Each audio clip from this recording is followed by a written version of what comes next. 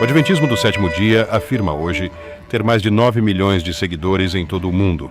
Com sua ênfase atraente na profecia bíblica, dieta saudável e educação, o movimento adventista do Sétimo Dia continua a crescer a um ritmo notável.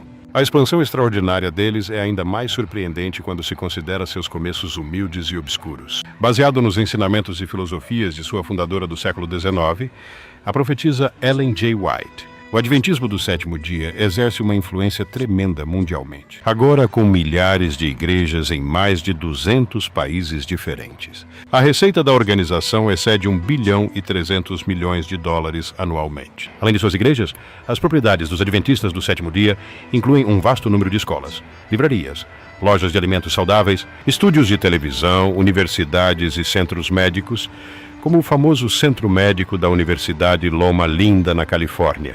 Muitos novos convertidos são inicialmente contatados através dos seus seminários de profecia, bem divulgados. Esses seminários geralmente são anunciados sem o nome Adventista do Sétimo Dia. As pessoas geralmente não sabem do patrocínio adventista. Além disso, eles usam suas altamente elogiadas aulas de 5 dias para parar de fumar e cursos de culinária vegetariana para evangelizar também. Os Adventistas do Sétimo Dia também produzem dezenas de especiais de rádio e televisão de alta qualidade a cada ano para espalhar sua mensagem e atrair novos membros. Embora considerada por muitos uma denominação cristã mainstream, o Adventismo do Sétimo Dia difere do cristianismo evangélico em várias áreas teológicas fundamentais. Para determinar o significado dessas diferenças, é preciso examinar os ensinamentos do falecido fundador dos Adventistas do Sétimo Dia, Ellen G. White. Nascida em 26 de novembro de 1827 em Gorham, Maine, Ellen foi atingida na cabeça por uma pedra aos 9 anos de idade. Ela ficou inconsciente por 3 semanas, incapaz de ir à escola após o incidente. A educação de Ellen terminou no 3º ano. Tanto a saúde quanto as emoções dela continuaram frágeis à medida que ela envelhecia. David Snyder passou 22 anos como pastor adventista. Ele descobriu várias inconsistências históricas dentro do adventismo, levando à sua demissão sem aposentadoria, faltando apenas 6 meses para a aposentadoria. Seu nome de solteira era Ellen Gould Harmon, e ela foi criada em um lar devoto metodista. A família dela, que era metodista, foi influenciada por William Miller, um pregador poderoso. Ele ensinou que Cristo retornaria, primeiro em 1843 e depois em 22 de outubro de 1844. Supostamente o dia da expiação judaico daquele ano. No entanto, usando informações da Enciclopédia Judaica Universal, descobrimos que em 1844, o dia da expiação começou após o pôr do sol, em 23 de setembro, não em 22 de outubro. Então, essa data crucial no Adventismo estava errada, incorreto desde o começo. As reuniões de William Miller foram marcadas por muito emocionalismo e uma grande histeria sobre o iminente retorno de Cristo.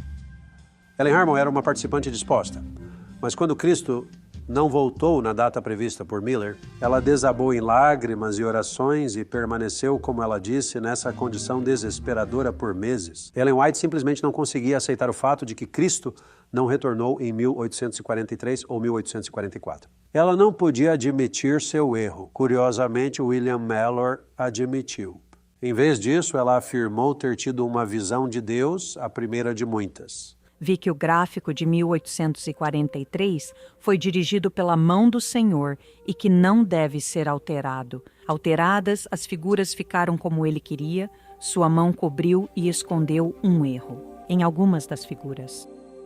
Em vez de admitir que ela era uma herdeira, Ellen Harmon alegou que foi Deus quem cometeu o erro e ele mesmo o encobriu.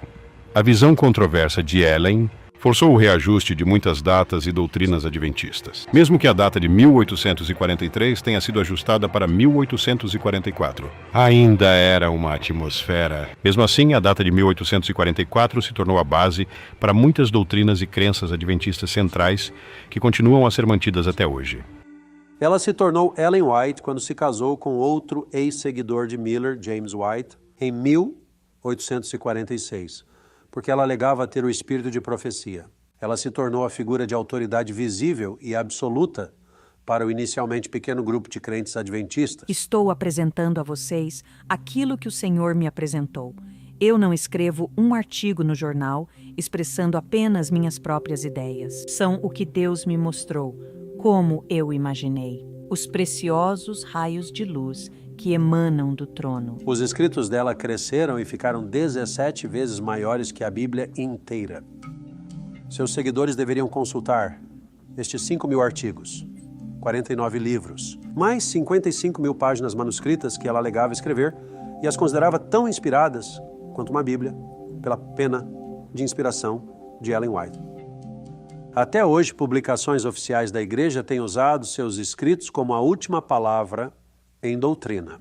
Nos 27 pontos de crenças fundamentais, eles afirmam que a Bíblia é uma fonte de autoridade, mas eles também dizem que seus escritos são uma fonte contínua e autoritária de verdade. No entanto, eles tornaram seus escritos mais embaraçosos e indisponíveis, trancando-os com segurança no cofre do patrimônio White. A senhora White escreveu sobre quase todas as áreas da vida cristã, incluindo doutrina, dieta, saúde e recreação e casamento. Muitos de seus escritos foram feitos em Elmshaven, sua casa na Califórnia. Ela afirmava que um anjo ficava ao lado de sua cama, perto desta cadeira, em seu quarto. Eles acreditam ainda que os 3 anjos mencionados no livro de Apocalipse da Bíblia carregam 3 mensagens únicas: o julgamento investigativo, o sábado como dia de descanso e o culto de domingo sendo o sinal da besta.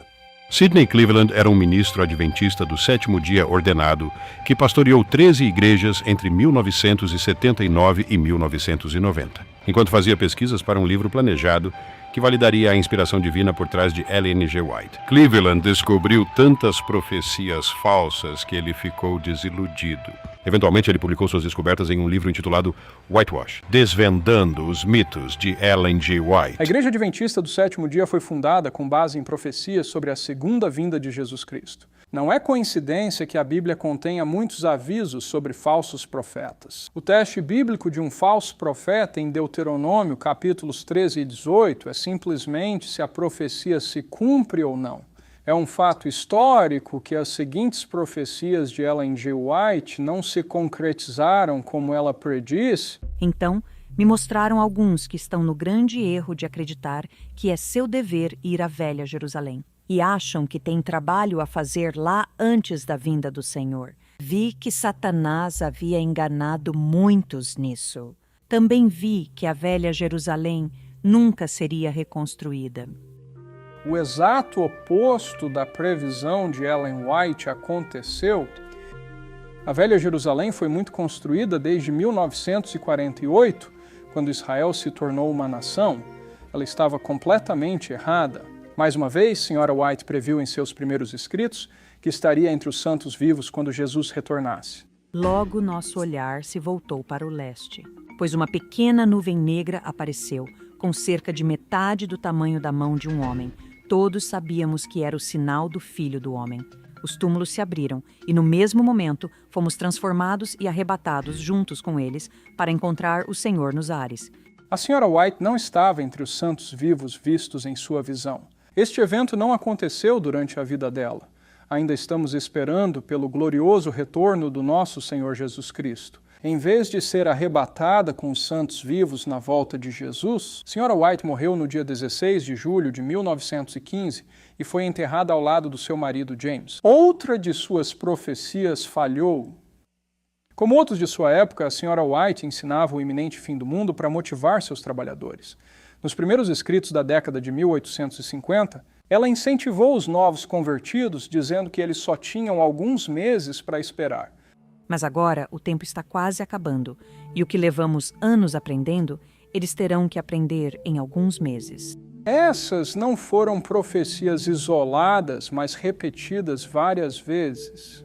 Em maio de 1856, em uma reunião na igreja em Battle Creek, Michigan, vi que alguns dos presentes seriam alimento para vermes e outros sujeitos às 7 últimas pragas. E alguns seriam levados ao céu na segunda vinda de Cristo sem passar pela morte. Nos tempos bíblicos, ela teria sido apedrejada até a morte por ser uma falsa profetisa. A Sra. White não restringia suas profecias aos eventos que cercavam a vinda do Senhor, mas profetizou como governos estrangeiros agiriam contra os Estados Unidos. Em 1862, Ellen White previu a queda dos Estados Unidos após uma grande guerra, envolvendo muitas nações. Durante a Guerra Civil, ela profetizou que a Inglaterra declararia guerra aos Estados do Norte e os humilharia até o pó. Disse o anjo: quando a Inglaterra declarar guerra, todas as nações terão seu próprio interesse a servir. Haverá guerra geral, confusão geral. Esta nação ainda será humilhada até o pó. A história prova o total erro dessa profecia. A Inglaterra não declarou guerra aos Estados do Norte. Outras nações não se envolveram. Os Estados Unidos da América não foram humilhados na derrota. A Sra. White, novamente, claramente para a mente objetiva, profetizou falsamente. A Sra. White, em uma visão, também afirmou ter viajado com asas e tudo para vários planetas que estavam cheios de habitantes. Ela relatou ter encontrado Enoque em um planeta distante durante uma de suas jornadas. Outras vezes, ela via anjos usando passes dourados para entrar e sair do céu. Algumas de suas chamadas visões refletiam suas próprias visões racistas. Por exemplo, ela acreditava que certas raças de pessoas eram o resultado de relações sexuais entre homem e animal, o que ela chamava de amalgamação. Cada espécie de animal que Deus criou foi preservada na arca. As espécies confusas que Deus não criou e que foram o resultado da amalgamação foram destruídas pelo dilúvio. Desde o dilúvio, houve amalgamação de homem e besta, como pode ser visto nas quase infinitas variedades de espécies de animais e em certas raças de homens. Apesar da natureza não bíblica de suas visões, seus seguidores continuaram a aceitá-la como mensageira de Deus e sua guardiã legítima. Avaliações tão inspiradas quanto a Bíblia. Dale Hatzlaff era um adventista do 7º dia de 4ª geração, que serviu como pastor e professor de Bíblia. Ele foi educado no sistema escolar deles, desde a primeira série até o seminário. Sua vasta e profunda conhecimento dos escritos de Ellen G. Ele eventualmente o levou a escrever 2 livros, A Doutrina Cultual dos Adventistas do 7º Dia e Sabatistas em Crise. A doutrina do juízo investigativo, que os adventistas do 7º dia ainda aderem, veio de uma reinterpretação da profecia falhada de William Miller, de que Cristo viria à Terra em 22 de outubro de 1844. A princípio, os adventistas acreditavam que a Porta da Misericórdia estava fechada naquela data. Ellen G. White, com a autoridade profética, a apoiou. Tanto esta data quanto a crença na porta fechada. A primeira visão dela continha um julgamento terrível sobre os adventistas que desistiram da mensagem de 1844. O clamor da meia-noite. Ela diz que eles haviam caído do caminho para o céu. Era tão impossível para eles voltarem ao caminho e irem para a cidade quanto para todo o mundo ímpio que Deus havia rejeitado. Anos depois, quando sua primeira visão foi reimpressa, mesmo que o prefácio indicasse que não houve mudanças, foram feitos em ideia ou sentimento. A parte de sua visão que ensinava a porta fechada para a salvação foi simplesmente deixada de fora. Depois de 1851, as outras passagens sobre a porta fechada foram ou abandonadas ou reinterpretadas. Uma explicação para a decepção de 1844 tinha que ser encontrada. 2 milleritas, Hiram Edson e Sr. Crozier, introduziram uma nova teologia do santuário, que ensinava que, ao invés de Cristo vir visivelmente à Terra em 1844, ele entrou pela primeira vez no lugar santíssimo do céu. Esse novo ensino lhes deu uma saída do dilema sem admitir diretamente o erro. Ellen G. White imediatamente colocou a aprovação de Deus nessa nova explicação para a nação. Data 22 de outubro de 1844. O Sr. Schumi previu há mais de um ano que o irmão Crozier tinha a verdadeira luz da purificação do santuário. Todas as doutrinas foram logo ajustadas para encaixar 1844 como a purificação do santuário e o começo do juízo investigativo. A porta fechada teve que ser aberta para permitir a salvação de seus próprios filhos que nasceram após 1844 e para evangelizar outros ao adventismo. A salvação para todos até para aqueles que viveram nos tempos bíblicos, tinha que ser condicional a este julgamento. E assim foi introduzido o sono da alma. As profecias de Daniel e Apocalipse tiveram que ser reinterpretadas para encaixar no juízo investigativo. Foi um tempo de turbulência e reversão doutrinal. Mas a doutrina do juízo investigativo sobreviveu com a aprovação de Ellen White. No momento designado para o julgamento, no final dos 2.300 dias em 1844, começou o trabalho de investigação e remoção dos pecados. Todos os que já tomaram sobre si o nome de Cristo devem passar por seu exame minucioso. Os termos dessa nova doutrina de juízo investigativo, ou doutrina do santuário, como ficou conhecida, eram rigorosos. Ensinava que um anjo registrador agora anotava cada movimento, inclusive ao ponto de registrar momentos desperdiçados, onde alguém pode querer um tempo de lazer. O trabalho de cada homem é revisto por Deus e registrado por fidelidade ou infidelidade. Oposto, cada nome nos livros do céu é inserido com uma exatidão terrível. Cada palavra errada, cada ato egoísta, cada dever não cumprido e cada pecado secreto com cada dissimulação habilidosa. O céu enviava avisos ou repreensões, momentos negligenciados, desperdiçados, oportunidades não aproveitadas, a influência exercida para o bem ou para o mal. Com seus resultados de longo alcance, todos são registrados pelo anjo que escreve. De fato, essa doutrina de julgamento investigado, única dos adventistas do sétimo dia, tem colorido todas as outras doutrinas do movimento. Houve muita controvérsia e debate, pois isso não pode ser apoiado pelas Escrituras. Em seu livro. No livro Movimento do Destino, o historiador e teólogo adventista Leroy Froom afirma que qualquer enfraquecimento ou negação são submersões da verdade do santuário. Não é apenas um assunto sério, mas crucial. Qualquer desvio ou negligência atinge o coração do adventismo e desafia sua integridade. Esta doutrina central adventista, que afirma que o julgamento das obras dos crentes determinará sua salvação, é flagrantemente antibíblico e não é ensinado por nenhuma denominação cristã legítima. Essa doutrina ensina que, em algum momento, entre 1844 e a segunda vinda de Cristo, o nome de todo crente será julgado. Naquele momento, se alguém tiver pecados não confessados, até mesmo pecados esquecidos, ou se alguém não demonstrar obediência perfeita aos 10 mandamentos, especialmente ao 4º, ele estará perdido. Este ensinamento é diametralmente oposto ao evangelho de graça do Novo Testamento.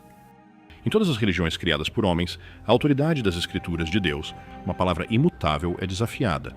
Os adventistas do sétimo dia não são uma exceção. Eles têm sua própria versão da Bíblia, conhecida como Bíblia Clear Word, que insere diretamente no texto bíblico as palavras e ideias de Ellen G. White. Por exemplo, no 9º capítulo do livro de Daniel, 300 palavras foram adicionadas às Escrituras Sagradas. Um exemplo flagrante desse tipo de alteração pode ser visto em Daniel, capítulo 8, versículo 14, que na versão King James simplesmente diz: até 2.300 tardes e manhãs. Então, o santuário será purificado. No entanto, na versão clara da palavra adventista, esta passagem foi bastante alterada para ler. Depois de 2.300 dias proféticos, ou 2.300 anos, Deus intervirá, proclamará a verdade sobre si mesmo e restaurará o ministério do santuário no céu, ao seu devido lugar. É quando começará o julgamento, do qual a purificação do santuário terrestre era um tipo. Pode-se ver até onde os adventistas do sétimo dia estão dispostos a ir para apoiar sua profetisa, até mesmo manipulando as Escrituras. A Clear Word Bible, publicada em 1994, como uma paráfrase expandida para nutrir fé e crescimento, não é nada mais do que distorções adicionais à palavra de Deus para apoiar a teologia adventista. Eles também publicaram sua Bíblia de estudo com as citações de Ellen G. White, incluídas como um comentário inspirado. Outras doutrinas heréticas dos adventistas incluem o ensino de que a expiação de Cristo pelos pecados na cruz foi incompleta, que Jesus Cristo é Miguel, o arcanjo, e que não existe inferno, durante meados dos anos 1800, com poucos anos de diferença. Mormons, testemunhas de Jeová, cientistas cristãos e adventistas do sétimo dia. Estavam todos apresentando doutrinas contrárias às defendidas pelos crentes tradicionais da Bíblia. Leslie Martin era uma seguidora devota de terceira geração do Adventismo do sétimo dia, que acreditava que os escritos de Ellen White eram inspirados por Deus. As instruções que ela havia recebido no sistema escolar deles, no entanto, começaram a se desmoronar quando ela começou a estudar a Bíblia. Muitas das doutrinas das testemunhas de Jeová e dos adventistas do sétimo dia são semelhantes.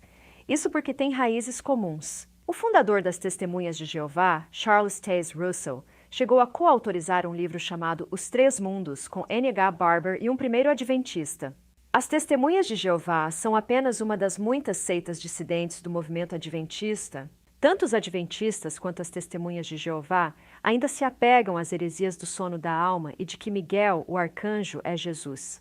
Nos primórdios dos adventistas, figuras proeminentes como James White e Uriah Smith negaram a divindade de Jesus Cristo, assim como fazem as Testemunhas de Jeová. Tanto as Testemunhas de Jeová quanto os adventistas do sétimo dia produziram suas próprias versões alteradas da Bíblia para refletir suas doutrinas aberrantes. Ambos estabeleceram datas falsas para o retorno de Jesus Cristo e falharam miseravelmente em profetizar corretamente. Ambos encobriram seus erros e afirmam ser a única igreja remanescente no mundo.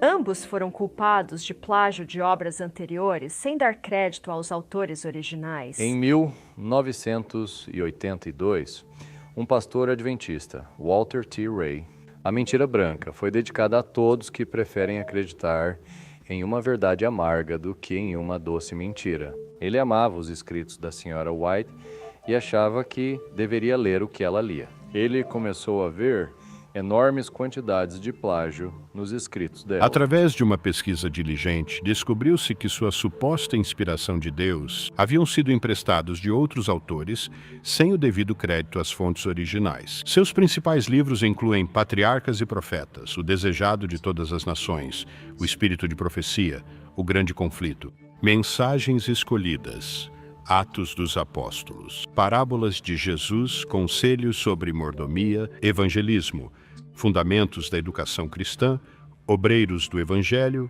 Mensagens para os Jovens. E o Ministério da Cura, Minha Vida Hoje, Profetas e Reis, Filhos e Filhas de Deus, Caminho a Cristo, Testemunhos para a Igreja, Pensamentos do Monte das Bem-aventuranças, entre outros, contém materiais plagiados de escritores anteriores. Livro Esboços da Vida de Paulo foi plagiado por completo por Ellen G. White. Isso resultou em um processo judicial e o livro foi rapidamente retirado de circulação. Apesar das provas irrefutáveis, a Igreja Adventista do Sétimo Dia decidiu contra-atacar essas acusações com um livro intitulado A Verdade sobre White. Nela, a principal linha de defesa deles era que, como não havia leis de direitos autorais na época, Ellen G. White, na verdade, não tinha infringido a lei, o que, claro, evitou a questão.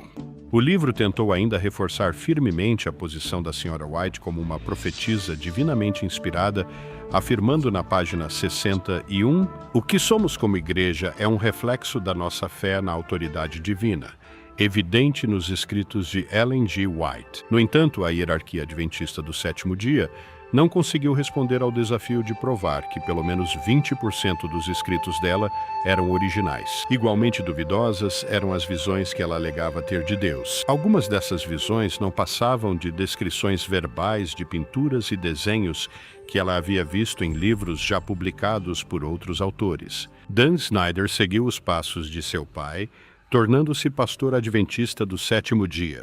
Seu exame dos ensinamentos de Ellen G. White o fez eventualmente deixar o adventismo e entrar no ministério cristão. Pesquisadores que examinam os primeiros documentos contendo os conselhos de Ellen G. White sobre dieta e saúde geralmente têm uma surpresa desagradável.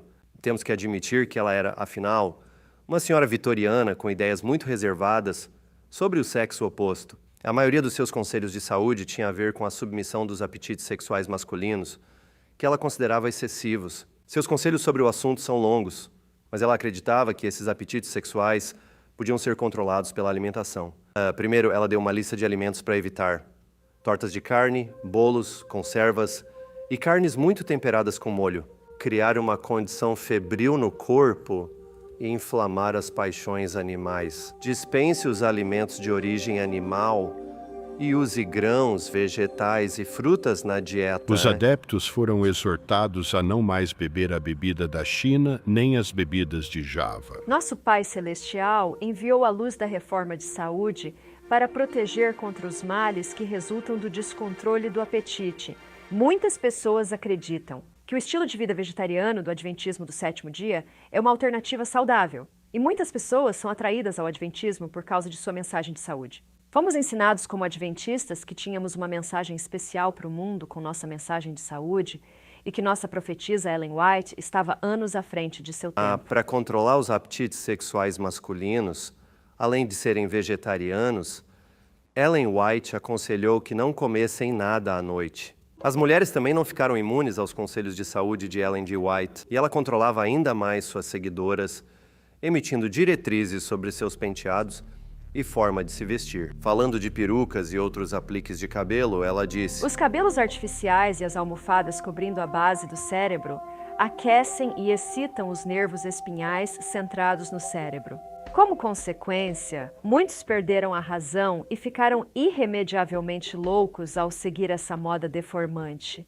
Ainda assim, os escravos da moda continuarão a arrumar assim suas cabeças e sofrer com doenças horríveis e morte precoce. Uma vez resolvido o perigo mortal de usar perucas. Estilo estranho de vestido em suas seguidoras femininas. Ela afirmou a seguinte: ela afirmou que foi desenhada por Deus e que na verdade era uma calça com um vestido longo e volumoso por cima. Deus agora gostaria que seu povo adotasse o vestuário reformado, não apenas para distingui-los do mundo como seu povo peculiar, mas porque uma vestimenta reformada é essencial para a saúde física e mental. Irmãs fiéis lutaram com o vestido incômodo até que Ellen White silenciosamente parou de usá-lo alguns anos depois, sem nenhuma explicação. Quando algumas mulheres adventistas zelosas tentaram restaurar o uso da vestimenta, acreditando que era a vontade de Deus, Ellen G. White as repreendeu. Durante este período, o controle de Ellen G. White sobre seus seguidores continuou a crescer tremendamente, particularmente quando ela anunciou que aqueles que não seguissem suas ordens dietéticas seriam deixados para trás na segunda vinda de Jesus Cristo. Nossa profetisa Ellen G. White ensinou que devemos ser vegetarianos, especialmente em consideração à iminente volta de Jesus Cristo. Porque se não fôssemos vegetarianos quando Jesus veio, não iríamos estar com ele. Quando ele veio reunir seu povo. Mark Martin é atualmente pastor da Calvary Community Church em Phoenix, Arizona. Ele é um ex-pastor adventista do sétimo dia que renunciou após ser forçado pelas autoridades adventistas. Escolher entre os ensinamentos de Ellen G. White e a Bíblia. Ellen e G. White enfatizaram a observância da letra da lei, junto com muitas regras adicionais, para colocar alguém no caminho da salvação. Ela não tinha paciência com os cristãos que ousavam dizer: eu estou salvo. Nunca devemos nos acomodar dizendo eu estou salvo. Eles distorcem a verdade. Declararam que só precisamos crer em Jesus Cristo e que a fé é completamente suficiente. Que a justiça de Cristo deve ser a credencial do pecador. Esta classe afirmou que Cristo veio salvar os pecadores e que ele os salvou. Mas eles estão salvos? Não. A visão adventista da salvação é que Jesus fez o pagamento inicial pela nossa salvação na cruz. Mas uma vez que você aceitou a oferta de salvação, você tem que continuar fazendo os pagamentos mensais. Então, não confiando apenas na graça de Deus para salvá-los, os adventistas estão se esforçando para serem rigorosamente obedientes. E isso cria um estilo de vida inflexível, cheio de culpa e legalista. Apesar das tentativas modernas dos adventistas de suavizar a observância da lei, os ensinamentos de Ellen White são inconfundíveis. Ninguém que transgride a lei de Deus será salvo. No entanto, a Bíblia ensina que estamos sob um novo pacto e o antigo é obsoleto. Cristo é o fim da lei. O Novo Testamento ensina que a lei foi dada por Deus para ser nosso tutor ou professor, nos levando a Cristo. Ouça o que Gálatas capítulo 3, versículo 25 diz. Diz que nós não somos mais longe sob um. Os cristãos devem crescer na graça e guardar os mandamentos de Deus por amor a Ele, não por obrigação. Na verdade, estar sob a lei leva ao pecado.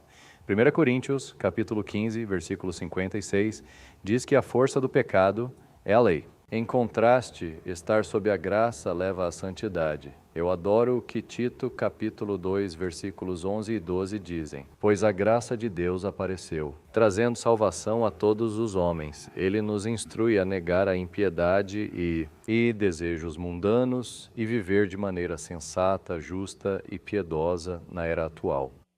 A salvação pela graça mediante a fé é o coração do Evangelho. Mas a doutrina adventista do julgamento investigativo de 1844 influencia todas as suas principais doutrinas. Isso era por causa desse falso ensinamento, também conhecido como o juízo pré-advento, o que equivale a nada mais do que um julgamento de obras que determina a salvação. Que a doutrina não bíblica do sono da alma foi introduzida. Obviamente, os crentes não poderiam ir para o céu quando morressem, antes de suas vidas serem supostamente julgadas. E se eles não tivessem sido bons o suficiente, eles teriam que deixar o céu, certo? Então, os adventistas ensinam que quando uma pessoa morre, ela para o túmulo, para a inexistência. Mas esse ensino vai contra as Escrituras, que claramente afirmam que estar ausente do corpo é estar em casa com o Senhor. 2 Coríntios 5:8, e quando um crente morre, ele parte e está com Cristo. Filipenses 1:23. Outra coisa que as pessoas podem não saber é que os adventistas do sétimo dia não ensinam a doutrina bíblica do inferno. Uma das principais distinções do adventismo do sétimo dia é a observância do sábado. Guardar o sétimo dia é visto como uma marca de verdadeira lealdade a Deus. A ideia do sábado, no sétimo dia, não foi original de Ellen White, no entanto. Na verdade, isso foi iniciado por um contato batista do sétimo dia e Joseph Bates, que posteriormente convenceu James e Ellen White sobre a ideia em 1846. Ellen colaborou convenientemente tendo uma visão. Isso introduziu o ensinamento para seus seguidores. Eu vi que o Santo Sábado é e será a parede separadora entre o verdadeiro Israel de Deus e os descrentes. Nos primeiros anos, quando se observava o sábado, sempre começava às 6 horas da tarde, às sextas-feiras. Era antes do pôr do sol, no verão, e depois, no inverno. Isso continuou por mais de 9 anos. Como a Bíblia diz que o sábado deveria ser guardado do pôr do sol ao pôr do sol, surgiu uma divisão. A questão foi estudada e apresentada à Conferência Adventista em 1855. Finalmente, votaram para guardar o sábado do pôr do sol de sexta-feira até o pôr do sol de sábado. Ainda havia dissidências, no entanto, entre os seguidores adventistas. A senhora White decidiu ter outra visão para resolver a questão. Um delegado da conferência relatou que após a conferência de 20 de novembro, a visão foi dada, estabelecendo aqueles indecisos sobre a hora do pôr do sol. Longe da visão conveniente que estabelecia a questão, os adventistas continuaram a fazer perguntas. Por que não puderam acreditar nas visões originais da Sra. White sobre o sábado às 6 da tarde? Por que a mudança agora, 9 anos depois? Será que não tinham, na verdade, quebrado o Sabbath e não guardado o Sabbath nos primeiros 9 anos da prática? Foi necessária outra visão de Ellen White, na qual ela prometeu questionar o anjo e obter uma explicação para causar uma controvérsia. Morrer aos poucos. Eu perguntei por que tinha sido assim, que nesta data tardia precisamos mudar o horário de início do sábado. Disse o anjo: vocês vão entender, mas ainda não. Ainda não.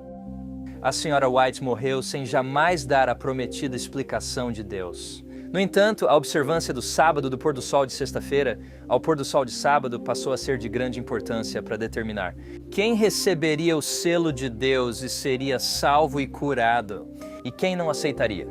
O sábado será o grande teste de lealdade. Quando a prova final for imposta aos homens, a linha de distinção será traçada entre aqueles que servem a Deus e aqueles que não servem, e aqueles que não os servem. Guardar o verdadeiro sábado é uma prova de lealdade. Um grupo recebeu a marca da besta. O outro, escolhendo o sinal de fidelidade à autoridade divina, recebeu o selo de Deus. Então, não guardar o sábado resultava em receber a marca da besta e perder a vida eterna. Hoje, a visão é igualmente severa. Na página 167 da publicação adventista 27 Doutrinas Fundamentais, Diz quando este problema é claramente apresentado ao mundo. Aqueles que rejeitam o memorial de Deus sobre a criação. O sábado bíblico. Escolher adorar e honrar o domingo, sabendo plenamente que este não é o dia de adoração designado por Deus. Receberão a marca da besta.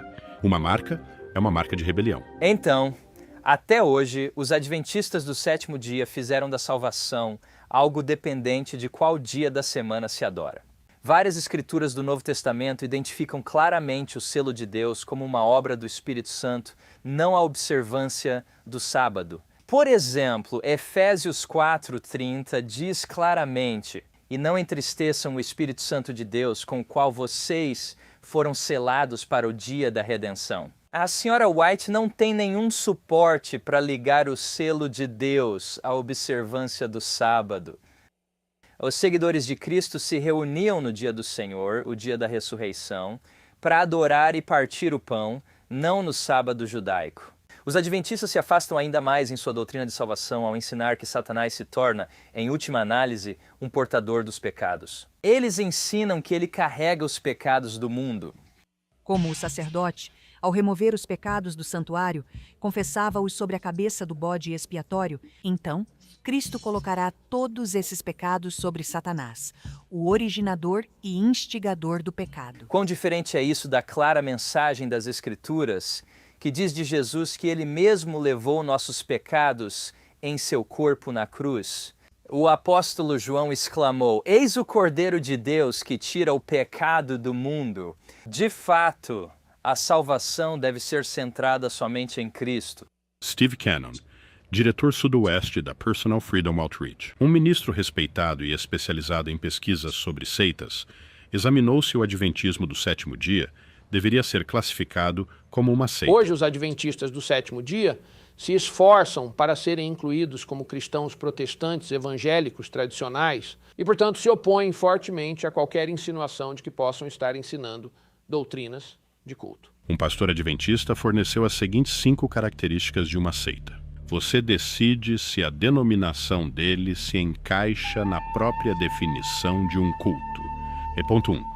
Cultos ou religiões falsas geralmente têm um único líder humano poderoso, que se torna o, entre aspas, Messias do culto. Quem pode negar a total dependência do grupo nos ensinamentos de Ellen G. White? Ela pode não ser chamada de messiânica, mas é certamente a enviada de Deus, reverenciada por todos. A ponto 2. A palavra do líder do culto, ou os ensinamentos do culto, tornam-se a verdade absoluta, ofuscando os ensinamentos da Bíblia. Nenhum adventista do sétimo dia ousaria negar os comentários de Ellen G. White sobre determinada parte da Escritura, determinar a aceitação ou rejeição do grupo em relação às visões históricas sustentadas sobre essas Escrituras. As interpretações dela prevalecem e se tornam doutrina adventista. Mesmo hoje, seus escritos são considerados tão inspiradores quanto as Escrituras. Ponto 3. Cada culto usa táticas de pressão para coagir os membros à submissão. Ellen G. White sabia como pressionar as pessoas a se submeterem. Primeiro, ela diria ter recebido uma repreensão de Deus para a pessoa que ela tornaria pública através dos seus testemunhos. Geralmente, a pessoa cedeu sob a pressão. Proferi reprovações porque o Senhor me deu palavras de reprovação para a igreja. As táticas podem não ser tão evidentes hoje em dia, mas os crentes ainda estão sujeitos a pressões para se conformarem ao grupo. Amor, aceitação e companheirismo são frequentemente negados a qualquer pessoa que questione os ensinamentos oficiais da igreja. Ponto 4. Cada seita nega a verdade central do Evangelho, que Jesus é o Filho divino de Deus, sem começo nem fim. Eles negam que a morte dele tenha proporcionado salvação para toda a raça humana. Como resultado, a salvação é obtida pela adesão aos ensinamentos de Cristo. Seita em vez de aceitar Cristo e segui-lo. Inheim. Gostaríamos de apontar que o grupo inicialmente negou a divindade de Jesus Cristo. Hoje eles acreditam que Jesus Cristo é eterno, mas ainda estão presos à antiga doutrina de que Jesus é o arcanjo Miguel. Eles precisam estabelecer firmemente uma doutrina e descontinuar a outra. No entanto, eles não podem abandonar esta doutrina, que contradiz Hebreus 1:13, sem ter que reconhecer que a senhora White cometeu um erro. Ao invés disso, tentam acomodar doutrinas conflitantes. Esta é uma situação impossível. Quanto à salvação pela graça através da fé em Cristo, os adventistas acrescentaram o juízo investigativo, a observância do sábado e a obediência aos 10 mandamentos e outras leis do Antigo Testamento como requisitos para a salvação. Além disso, acreditam que os pecados do mundo foram colocados sobre Satanás em vez de Cristo e que os cristãos devem se apresentar diante de Deus sem Cristo como mediador. Os que estiverem vivendo na terra, quando a intercessão de Cristo cessar no santuário celestial, devem estar na presença de um Deus santo sem um mediador. Compare isso com a declaração simples da Bíblia em Hebreus, capítulo 7, versículo 25, sobre Jesus Cristo. Portanto, ele também é capaz de salvar para sempre aqueles que se aproximam de Deus através dele, pois ele vive sempre para interceder por eles. De fato, a salvação para o adventista do 7º dia, colocando o pecado sobre Satanás, não é a salvação ensinada na Bíblia. Ponto 5. Os cultos frequentemente incentivam seus convertidos a deixar suas famílias. Finalmente, encontramos um ponto em que podemos concordar. Os adventistas não incentivam seus convertidos a deixarem suas famílias. Isso significa que dos 5 pontos que marcam um grupo como uma seita, 4 deles se aplicam aos adventistas do 7º dia. Muitos acham isso muito parecido com um culto para eles. Durante a década de 1950, certos ministérios cristãos evangélicos bem conhecidos abordaram a hierarquia dos adventistas do 7º dia, em um esforço para descobrir a verdadeira natureza de suas crenças doutrinárias. Em um gesto semelhante ao dos Mormons, os líderes adventistas desejam a aprovação da comunidade cristã em geral. Igreja, enganosamente defendem a visão evangélica da salvação somente pela graça. Embora isso tenha pacificado temporariamente muitas denominações cristãs, causou estragos dentro do adventismo do 7º dia. Muitos seguidores se sentiram traídos e começaram a pesquisar os ensinamentos de Ellen White por si mesmos em um esforço para descobrir a verdade. Aqueles que fizeram isso ficaram chocados com o que encontraram, o que começou para muitos como uma busca para validar o adventismo, transformada, ao invés disso, em uma descoberta chocante dos plágios, falsas profecias e ensinamentos heréticos de Ellen G. White. Eu nasci e cresci na 4ª geração de adventistas do 7º dia, traçando nossas raízes familiares até a família Kellogg. Eu fui educado no sistema fundamental da SD. Ele foi batizado ainda jovem e verdadeiramente comprometido com o que acreditava ser a única igreja verdadeira. O ponto de virada foi quando fomos convidados por várias pessoas diferentes para ir a uma igreja que tinha um pastor que era um ex-pastor da igreja adventista do 7º dia. E eu concordei em me encontrar com ele e não achei que ele tivesse algo para me mostrar, mas ele tinha. E eu percebi que a igreja adventista tinha me enganado. Dom e eu somos adventistas do 7º dia de 3ª geração, escolas de ensino médio e faculdades. Mais tarde, ambos éramos professores na Pacific Union College. Nós éramos adventistas do 7º dia leais, acreditando plenamente que Ellen White era verdadeiramente inspirada por Deus e igual à Bíblia. Eu me entreguei de corpo e alma à fé adventista e dediquei todo o meu tempo livre a reuniões e a compartilhar minha fé. Eu economizei o dinheiro de cortar grama na infância para comprar e estudar os livros escritos por L.M.G. White. Ninguém era mais leal do que eu. Eu teria dado minha vida pela Igreja Adventista do 7º dia. Eu realmente acreditava no conceito da Igreja Remanescente e em Ellen G. White. Quando descobri o que a igreja realmente sabe sobre o que Ellen G. escreveu, como ela obtinha seu material, nunca me apresentaram isso no sistema escolar. Nunca ouvi nada a respeito.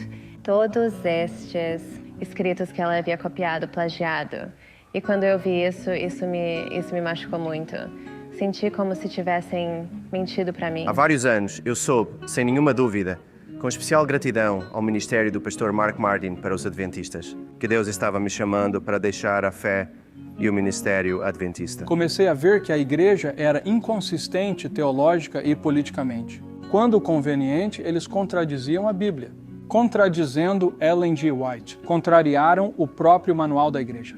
Nunca me arrependi de ter deixado a igreja adventista do 7º dia. Espiritualmente, foi a melhor coisa que já fiz. Um mês depois, recebi uma ligação para pastorear em uma igreja evangélica. Os últimos 3 anos foram os mais espiritualmente gratificantes dos meus 31 anos como cristão. Eu faço parte da família de Deus que verdadeiramente sustenta a Bíblia como a única autoridade, tanto de fé quanto de prática. Jesus nos salva não pelos nossos atos, mesmo que pareçam ser uma boa ação.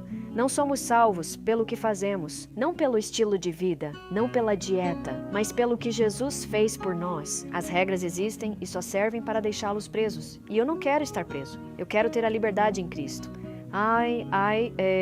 Para Dom e para mim, ter tido uma parte nesta busca contínua pela salvação, para nós mesmos e para os outros, tem sido uma bênção eterna. Eu realmente busco a certeza do Evangelho. Eu sei que nós somos salvos em Cristo, temos essa confiança. E isso faz uma grande diferença. Significa muito. Agora eu sou pastor de uma maravilhosa igreja cristã não denominacional. É tão bom estar livre do pântano do adventismo do sétimo dia e poder se alegrar no amor constante de Jesus Cristo e sua palavra imutável. Eu realmente aconselharia qualquer pessoa que esteja na igreja adventista, neste momento, ou eu encorajaria você a olhar o que a Bíblia diz. Coloque apenas a brancura de lado por um tempo e veja o que a Bíblia ensina quando você fala com pessoas que têm... Saia da igreja, pergunte-lhes por quê e veja se eles têm algo para compartilhar com você. Porque você não vai conseguir essas informações na sua igreja. Você realmente só tem que procure por isso você mesmo. E se você ama o Senhor, se você realmente ama, então você realmente quer saber a verdade. A Bíblia diz que se o Filho de Deus te libertar, você será verdadeiramente livre. E é assim que me sinto agora.